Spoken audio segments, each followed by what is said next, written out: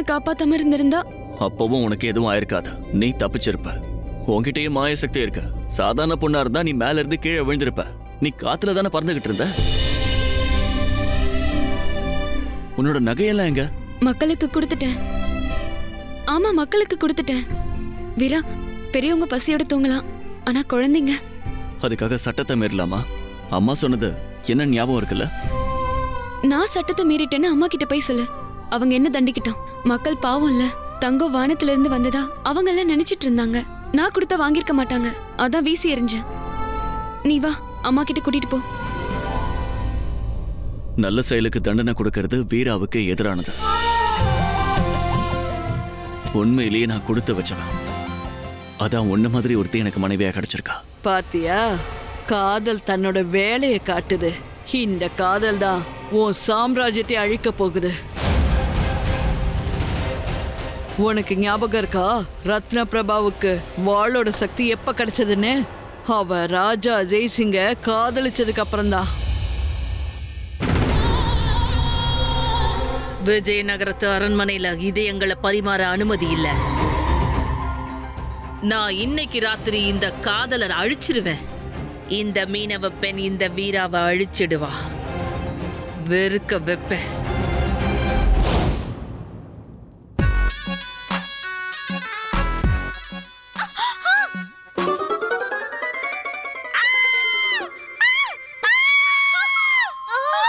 பைத்தியக்காரி, உனக்கு என்ன கண்ணு தெரியலையா? எலிய விட நான் சொல்றத கேளு. எனக்கு ராத்திரி ராணி ஐராவதி வீர சந்திரகாந்தாக்காக விருந்து ஏற்பாடு பண்ணிருக்காங்க. மீனவ பெண்ணுக்கு விருந்தா? விருந்தெல்லாம் நம்மள மாதிரி இளவரசிங்களுக்கு தான் வைக்கணும். என் செல்ல சகோதரி, கொஞ்சம் யோசனை பண்ணி பாரு. அந்த இடத்துல வீராவும் இருப்பான். அவனை நம்ம மாய பார்வையால இப்படி இழுத்துக்கணும். நம்ம இந்த அழுக்காடியோட எப்படி போறது? வீரா நம்மள பார்த்தா என்ன நினைப்பான்? ஜம்பா கிட்ட திருடலாம். வேலை கொடுத்தது அவதானே, அவகிட்ட எடுக்கிறதுல தப்பே இல்ல. நல்ல யோசனையா? வணக்கம் ராணி அம்மா. வணக்கம் ராணி அம்மா.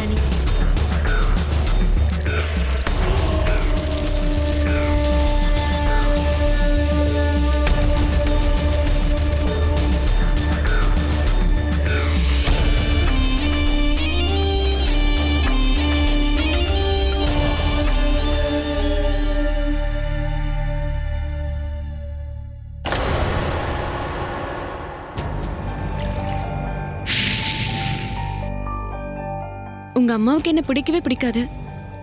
அப்புறம் எனக்காக இவ்ளோ பெரிய விருந்தா? இது இந்த அரண்மனையோட ஒரு சடங்கு. இவ்ளோ பெரிய விருந்தா இப்பதான் நான் பாக்குறேன். ராத்திரி விருந்து ஆரம்பமாக போகுது. இனிமே இதுக்கு விடிவே கிடையாது.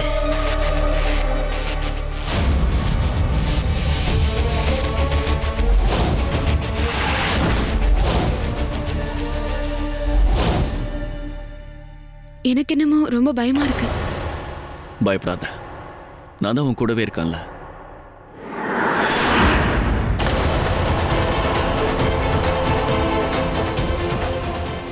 இந்த விருந்தே ஒரு சூழ்ச்சிதான். நீ என் அம்மாவுக்கு எதிரா என்ன மாய வேலை செஞ்சிருக்கன்னு தெரிஞ்சு போயிடும்.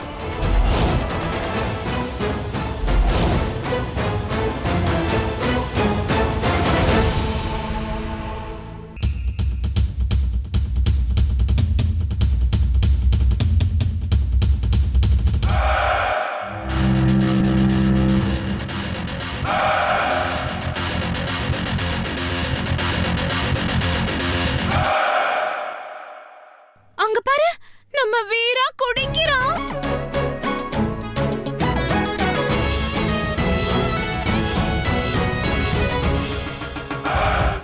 சந்திரகாந்தா, இங்கிருந்து கிளம்பு. இனி ஒரு நிமிஷம் கூட நாம இங்க இருக்கக்கூடாது.